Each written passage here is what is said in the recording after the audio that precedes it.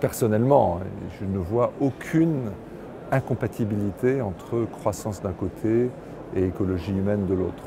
Et je dirais même que si on regarde l'histoire de l'humanité, depuis, je sais pas, sans remonter trop loin, mais depuis 80 000 ans, eh bien, il y a eu une croissance quasiment ininterrompue et il n'y a pas de contradiction.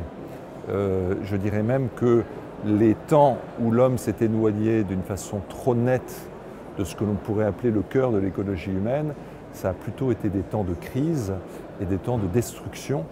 Et c'est cet oubli qui est souvent source de destruction. Donc moi, je ne vois aucune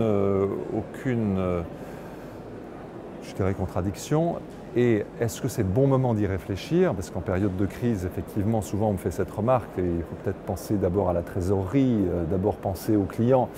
Eh bien, moi, mon intuition, c'est que c'est une des grandes solutions de sortie de crise. C'est une des grandes solutions de sortie de crise parce que d'abord, je dirais que le mouvement porte en lui une vision très optimiste de l'humanité et de l'homme, et que sans vision optimiste de l'humanité et de l'homme, eh bien, on n'est pas porté par un élan qui a envie de changer les choses. On est porté par quelque chose de trop déprimant.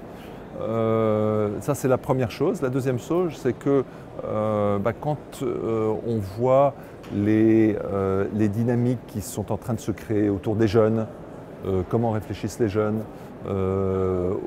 eh bien, on voit qu'ils sont très attirés par ces sujets. Donc toutes les entreprises, quelles qu'elles soient, si elles veulent dans le futur recruter les jeunes, les attirer en leur sein, elles ont besoin de réfléchir à ça. Donc elles ont besoin de savoir combiner croissance d'un côté, et je dirais entre guillemets, pour le synthétiser, écologie humaine, mais derrière il y a plein de notions, bien sûr.